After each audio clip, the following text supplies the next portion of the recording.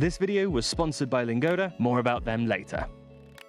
Hey everybody, you're here with Ben and welcome to my weekend in Rothenburg. But before we can enjoy all this, I need to show you how to get here. We're Ben and Camille, two foreigners living in Munich, Germany, and over the past 3 years we've documented all of our adventures with one goal in mind: helping you travel by not just inspiring you, but fundamentally empowering you with all the knowledge you need to get out there and do it for yourself. Today we're going to be exploring what very well might be the best preserved medieval town in Europe.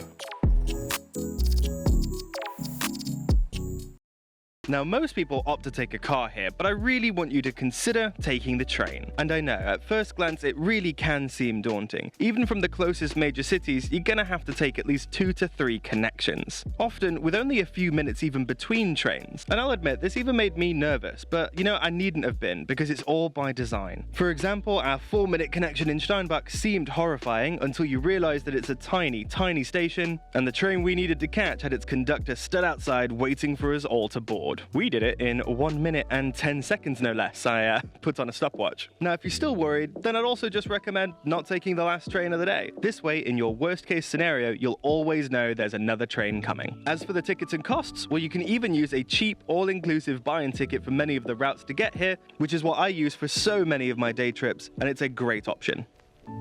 All right, so we just got off the train, and honestly, it was a really nice ride. And now we're here, but not here. You see, we're in Rothenburg, but not in the real medieval fortified part. And I've never been to it. Google Maps says that we're coming up on it around now, but I have no idea what I'm looking for, really. Wait, is this it? Like, whoa. This is how you enter? This is so cool. That is an incredible way to enter a city. It's a fully fortified town. I mean, like, you have to get into it through the gate. Oh, cars. I guess cars go through the gate too. I mean, it just really hits you out of nowhere that you're here, and the only way in is through the gate. Oh, the light went out. Yeah. Okay, I kind of get why this town is so popular. But now the city does look pretty closed down, so we're gonna check in, go to bed, and I will see you bright and early in the morning.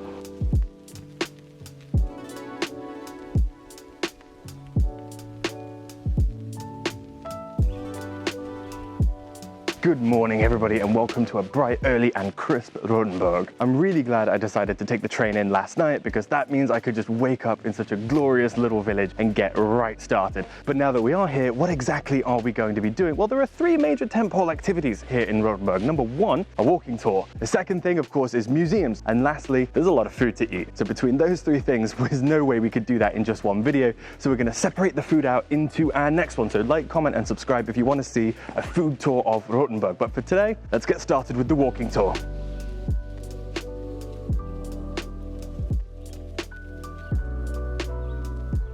Rothenburg ob der Tauber is a medieval gem, an expansive mix of half timber and brightly coloured houses that, combined with their commitment to cobblestone, really make you feel as though you've gone back in time. Though perhaps the most unique aspect at play is the almost entirely intact fortification walls, wrapping the town in a tight hug. To start our walking tour though, we'll hit up the basics first, starting in the central Marktplatz and heading over to the Instagram famous Plunlein Square. These streets are impossible to miss, yet I'd say still highly rewarding. And my recommendation would be to not just stick to the high streets, no. You need to go to all the jitties and alleyways too, because there are just gems behind every corner.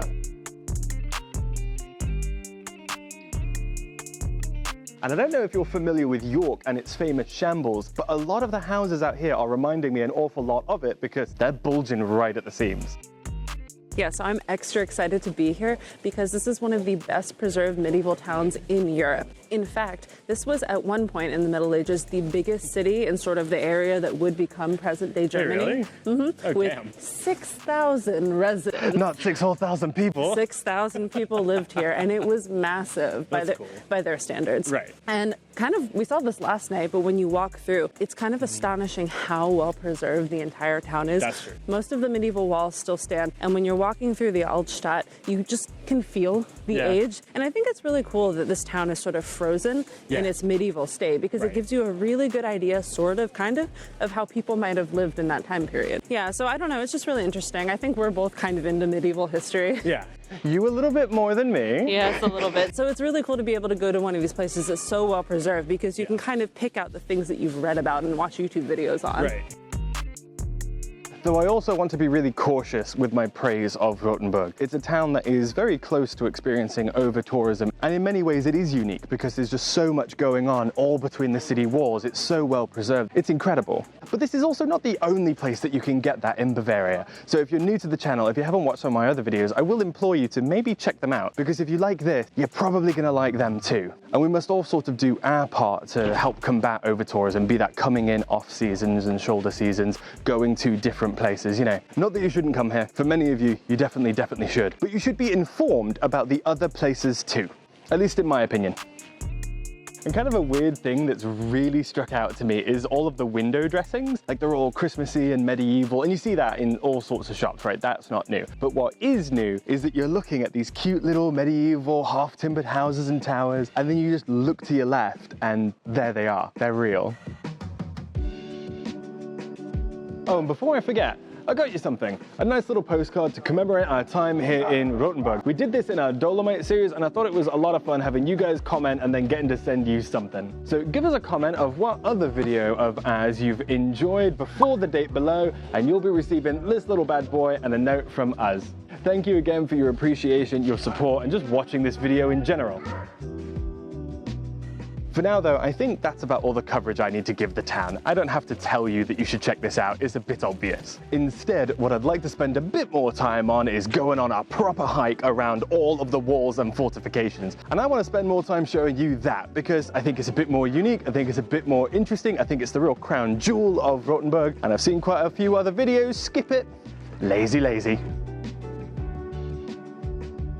Now, as for how you actually get up and around the ramparts, it's really not that confusing. It's quite difficult to miss, and the whole affair is really casual. There's no tickets, there's no booths, there's no start, there's no end. There are just city walls and trails by the river, and you can walk them as you please. And I was actually really quite confused when I came here. You know, I was like, oh, can you do it at night? Is it going to be closed on Sunday? Because I really felt it was going to be so much less casual than it was. But no, you just start going up the walls.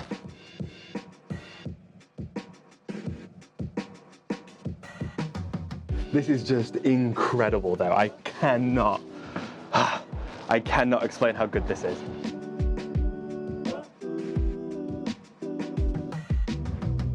There are over 47 different towers, or turms, as you're going to see them be called here, and over 6 odd gates as well, still in use. The view of the roofs and everything is also just so cool. The houses look good when we were on the street this morning, right? But they look so much better from up here. There's also a really interesting conservation effort going on, because you don't get a wall like this without hard work. And that costs a lot of money. And so one of the ways that you can support the wall is you can actually pay for a brick to be inlaid with your name. I guess what I'm saying is, I want a near-from-home brick in this wall.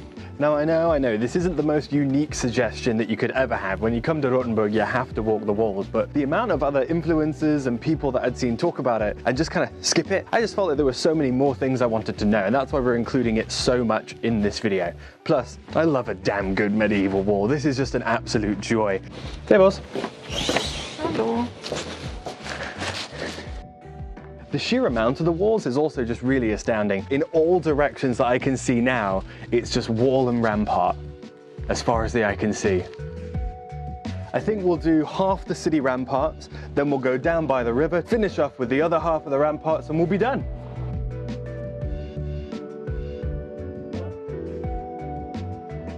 Now, we need to take just a brief moment from being starry-eyed over this wall to discuss logistics, because things are changing. You see, the wall is diverging, and by that, it's actually splitting into 2 parallel tracks. One that's going to be just staying inside the city walls, that's going to be the shorter path you'll want to take if you're not feeling like an extended hike, or exiting the walls themselves to go down towards the river and see the valley.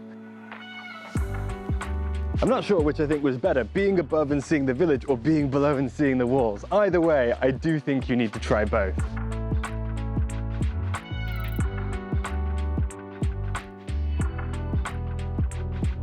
Now, as we get settled in and walk along this glorious river to the castle, I'd like to take just a brief moment to talk about this week's sponsor, Lingoda, who connect you with accredited language teachers all around the world at any hour of the day. I have been participating in their language sprint, which is where you commit to take 30 lessons in 60 days, and if you do it, they'll give you 50% of your money back. It's a fantastic way of just really diving deep into the language. I mean, it's definitely a lot of lessons, and what comes with that are a lot of accents. Because you can choose from so many different teachers, you're exposed to a lot more German variety than you would at any other language school. This is something that can't be overstated as being helpful, because when you're traveling around Germany, there are so many different varieties, and to master them all, you're gonna have to hear a lot of German. And if that sounds like something you'd be interested in, then do check out our links and codes in the description below. Let them know that you came from us, because that would be a huge help.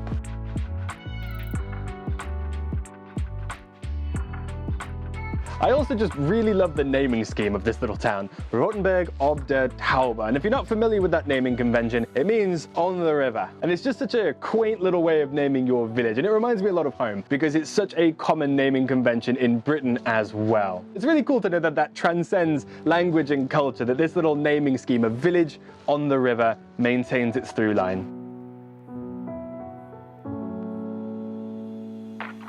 And while we're here, why don't I treat you to some water wheel ASMR? So far, I'm loving this walk so much that we're continuing to check out all the mills. There've been a few points that we could have turned back up to the castle, but no. Which now, water mills, I completely understand. I'm a huge fan of ancient engineering, so that all makes sense. However, what on earth is this? House on a house. Why? Looks cool though. Maybe that's why they did it.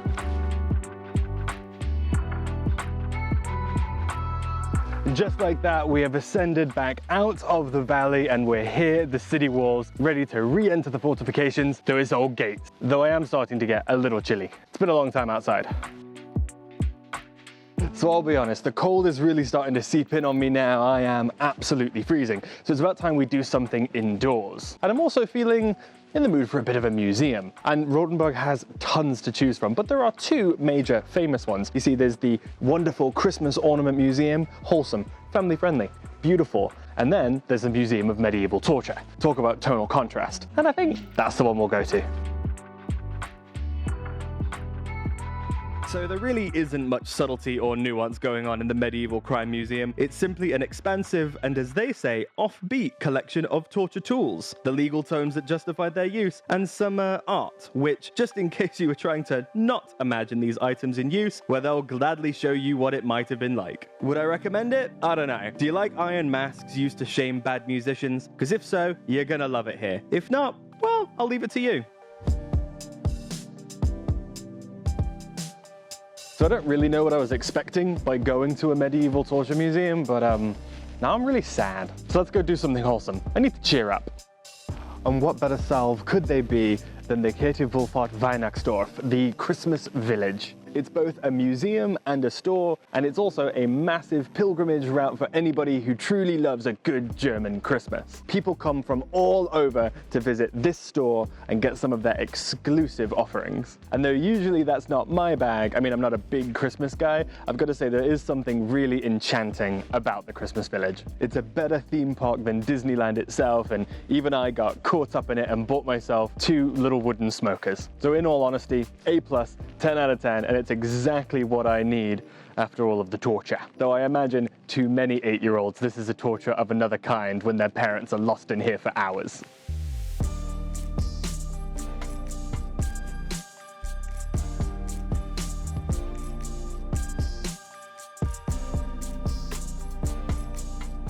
And so I think that's far more than enough for one day, don't you? I mean, I have had a ton of fun. The walls obviously being my favorite. But what's yours? Have you been to Rothenburg, or are you now eagerly planning your trip? Comment down below. And if you've enjoyed this video, don't forget to subscribe, because the weekend is not over. As in our next video, we're gonna go on a Rothenburg food tour, and you aren't gonna want to miss that. In fact, here's a sneak peek of what's coming up next.